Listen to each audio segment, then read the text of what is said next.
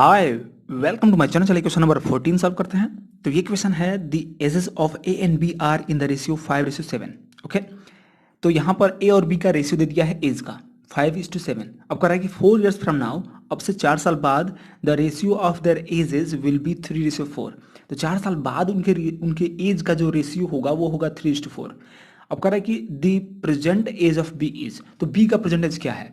तो देखिए ध्यान समझिएगा, पहले पहले जो दिया हुआ है पहला सेंटेंस, उससे हम मान लेंगे कि ए और बी के प्रेजेंट एज क्या होंगे। जैसे कि ए और बी यहाँ लिख देते हैं हम। तो ए का प्रेजेंटेज होगा 5x, जो भी रेशियो में दिया रहता है उसमें केवल एक वेरिएबल x से मल्टीप्लाई करके हम एग्जैक्ट वैल्यू मान लेते हैं। देखिए यही है आपका आंसर, लेकिन आपको x की वैल्यू नहीं पता रहेगा तो आप फाइंड नहीं कर पाएंगे कि b का प्रेजेंटेज क्या है। यही पूछा है ना, प्रेजेंटेज ऑफ b इज, तो हमने ए और बी का प्रेजेंटेज निकाल लिया है यहाँ पे। ठीक है, ये है आपका प्रेजेंट एजेस। अब जो है 4 ईयर्स फ्रॉम नाउ, माने 4 साल बाद, है ना। देखिए कर रहा है ना 4 ईयर्स फ्रॉम नाउ, अब 4 साल बाद क्या हो जाएगा इनका एज, हमें ये सोचना होगा। ठीक है, तो 4 प्लस इसी में लिखा है, यहाँ बता रहा है 4 प्लस की मतलब 4 साल बाद कितना एज हो जाएगा ए का, और बी का भी निकालेंगे। तो देखिए ए का हो जाएगा 5x+4, हुआ कि नहीं। मतलब जो भी एज रहेगा प्रेजेंट का, उसमें यदि हम 4 ऐड कर दें तभी पता चलेगा ना कि 4 साल बाद कितना उसका एज होगा। तो ये हो गया ए का 4 साल बाद, और बी का 4 ईयर्स लेटर क्या हो जाएगा 7x+4। तो ये हो गया बी का। अब ये जो है ये प्रेजेंट एजेस हैं और ये जो है 4 ईयर्स लेटर हैं। ठीक है, अब जो है कह रहा है कि अब इन दोनों का रेशियो दिया हुआ है कितना 3:4। मतलब कहने का ये है कि 5x+4 अपान 7x+4, इनका रेशियो इतना बराबर दिया हुआ है 3/4। ठीक है, अब यहाँ पे सॉल्व करना है आपको, तो बहुत आसान है। क्या करना होगा, मल्टीप्लाई कर लीजिए, क्रॉस मल्टीप्लाई, 4 से मल्टीप्लाई करेंगे 4 5 20x प्लस 4 4 16 इसकल टू 3 से करिए, 3 7 21x प्लस 3 4 12। राइट, अब 21 को इधर लाइए, तो 20x में से यदि हम 21x को माइनस करेंगे तो माइनस x बचेगा, और इधर बचेगा 12 माइनस 16, क्योंकि हम कांस्टेंट को एक तरफ करते हैं। यहाँ पर यदि माइनस करेंगे तो मिलेगा -x इज इक्वल टू, यहाँ पे यदि माइनस करेंगे तो मिलेगा आपको -4। मीन्स ये माइनस माइनस कैंसिल हो जाएगा माइनस मल्टीप्लाई करने पे, और x की वैल्यू फाइनली आपको मिल जाएगी 4। x की वैल्यू 4 मिलने का मतलब क्या, आपको निकालना है क्या, percentage of b। Present of b is 7x, तो 7 में x से मल्टीप्लाई कर देंगे, x की वैल्यू क्या है 4 है, बस यही निकालना था आपको। 7 × 4 यही आंसर होगा, means 28 is the answer. 28 years means option B is correct. Okay, तो ये मतलब समझ, अभी यदि आप क्वेश्चन समझ जाएंगे ना तो सॉल्व कर लेंगे बिल्कुल ही, और थोड़ा सा इसमें ज़्यादा समय लग सकता है। यदि शॉर्टकट ट्रिक चाहते हैं तो इसी को शॉर्टकट में सॉल्व कैसे करें यही आपको सीखना होगा। ओके, तो ये आप जितना ज़्यादा एक्सपीरियंस करेंगे सॉल्व करते करते उतना ही ज़्यादा आप अच्छे हो जाएंगे इसको सॉल्व करने में। चलिए नेक्स्ट सॉल्व करते हैं 15। ओके, क्वेश्चन नंबर 15, ध्यान दीजिएगा। The base of N isosceles triangle is 6 centimetre and its perimeter is 16 centimetre. ठीक है, तो एक आइसोसेलेस ट्रायंगल है। तो आइसोसेलेस ट्रायंगल कैसा होता है, जिसके 2 इक्वल साइड होते हैं और बेस कुछ और होता है। ठीक है, तो हमने 2 इक्वल साइड ले लिया यहाँ पर, तो हम यहाँ पर ए बी सी से डिनोट कर दें, तो हमें बी सी दिया हुआ है। बी सी क्या है, बेस है, तो बी सी दिया हुआ है कितना 6 centimetre. Right, and its perimeter is, perimeter दिया हुआ है। पेरीमीटर का मतलब क्या होता है, all sum of all 3 sides. ठीक है, इसको बोलते हैं perimeter. Means A B plus B C plus C A इसको टू दे दिया है 16 सेंटीमीटर। राइट, इतना दोनों दिया हुआ है। अब बोल रहा है क्या कि length of each of the equal sides is, अब इन दोनों का जो इक्वल साइड्स हैं उनका लेंथ क्या होगा। ठीक है, तो हम इन दोनों को मान लेते हैं कि ए है। ठीक है, ए मान लीजिए, तो ए है, तो यहाँ पर ए सी बराबर सी बराबर ए हो जाएगा, और ए बी बराबर ए हो जाएगा। तो हम इसका ए लिख सकते हैं, प्लस बी सी की वैल्यू तो पता ही है 6, प्लस इसकी वैल्यू भी ए है कि नहीं। ध्यान समझिएगा, यदि 2 साइड्स आपके इक्वल हो जाते हैं तो इन दोनों को हमने ए मान लिया है, और इसी को आपको निकालना भी है, तो इनको ए मान लीजिए। और 6 जो बी सी जो है बेस दिया ही हुआ है, तो इतना 16 हो जाएगा, और यहाँ पर सॉल्व करेंगे देखिए ए और ए कितना हो जाएगा 2a हो जाएगा। 2a इक्वल टू 16 माइनस 6, है ना। ट्रांसपोज करिए 6 को तो -6 हो जाएगा, और 16 माइनस 6 मिलेगा आपको 10।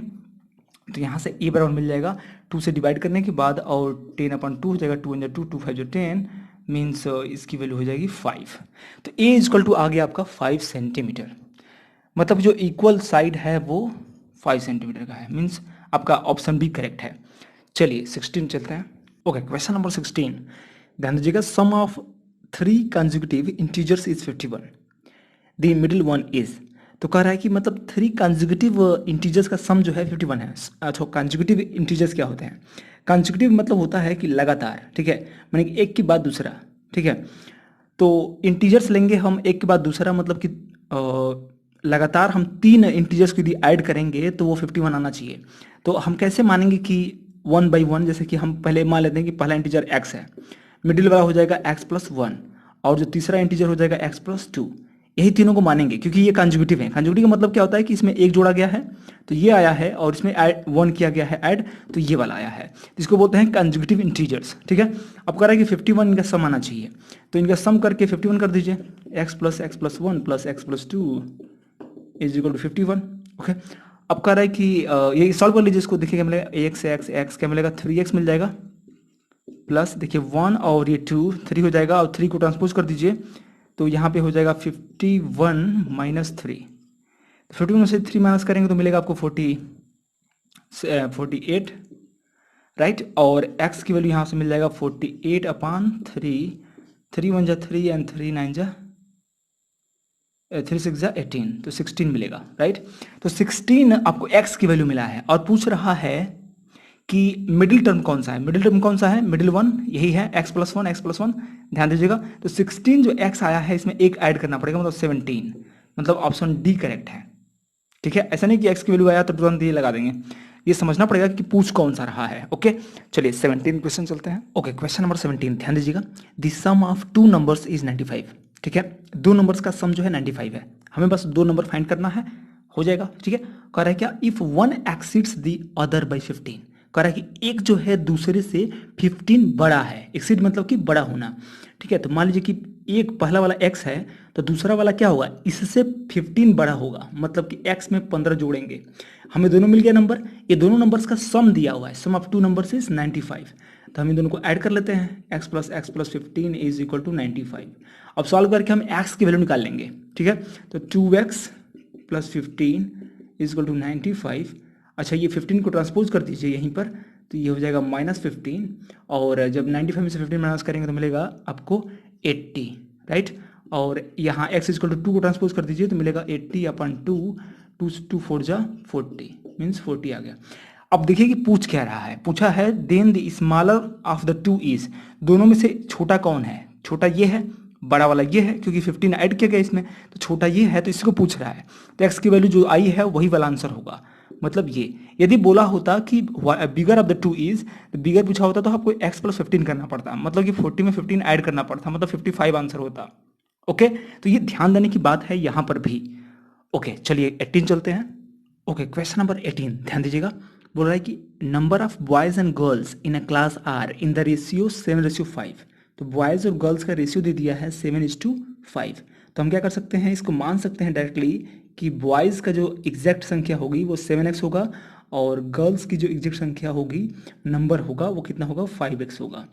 हमने क्या किया है, केवल एक वेरिएबल x से मल्टीप्लाई कर लिया है इसके रेशियो के टर्म्स में, ठीक है। तो यहाँ पर एग्जैक्ट वैल्यू मिल गया बॉय और गर्ल्स का, ठीक है। अब क्या कर रहा है, the number of boys, boys की जो संख्या है, ये बॉयज़ का जो नंबर ऑफ बॉयज़ हैं वो 8 मोर देन है, 8 ज़्यादा है किससे, नंबर ऑफ गर्ल्स से।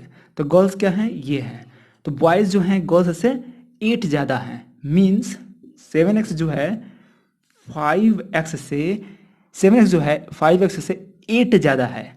तो ये बराबर कब होगा, समझिए, बॉयज़ की संख्या गर्ल्स की संख्या से कितना ज़्यादा है, 8 ज़्यादा है, मीन्स इसमें यदि हम 8 ऐड कर दें, 8 यदि ऐड कर दें तो क्या हो जाएगा, ये दोनों बराबर हो जाएंगे। ओके, तो इस तरह से हमने क्यों किया ऐड, क्योंकि ये हमें बनाना था इक्वेशन, और इक्वेशन यहाँ पे बन चुका है, और इस कारण से हम क्या करेंगे, इसको ट्रांसपोज करके इसको सॉल्व कर लेंगे। तो 7x minus 5x equal to 8 हो जाएगा। अब यहाँ से मिलेगा आपको 2x इक्वल टू 8, तो x बराबर क्या हो जाएगा 4, राइट। तो हमें मिल गया है x इक्वल टू 4। हमें निकालना क्या है, टोटल क्लास स्ट्रेंथ। ओके, मतलब कि बॉयज़ और गर्ल्स का सम। तो 4 यहाँ पर रख करके मल्टीप्लाई कर लीजिए और ऐड कर दीजिए। तो 7 इंटू एक्स, 7 इंटू 4 कितना हो जाएगा सच्चू का 28, ओके। और 5 इंटू 4 मीन्स 5 4 20, अब इनको ऐड कर देंगे क्योंकि हम निकालना है टोटल स्ट्रेंथ, है ना। तो गर्ल्स और बॉयज़, बॉयज़ और गर्ल्स का सम निकालेंगे तो 808 ही रहेगा और 2 2 4 हो जाएगा 48। 48 इज द करेक्ट आंसर। यही है आपका टोटल स्ट्रेंथ। तो ये आपका सी ऑप्शन करेक्ट है। ओके, यदि आपको अच्छा लगा सॉल्यूशंस तो बिल्कुल लाइक कर दीजिए, दोस्तों को शेयर करिए, और कोई भी डाउट होता है तो बिल्कुल कमेंट बॉक्स में लिखिए, मैं हमेशा रिप्लाई करूंगा। ओके, यदि किसी चैप्टर या किसी टॉपिक पे आपको वीडियो चाहिए तो वो भी आप लिखिए, मैं I will definitely make that. Thank you so much for watching.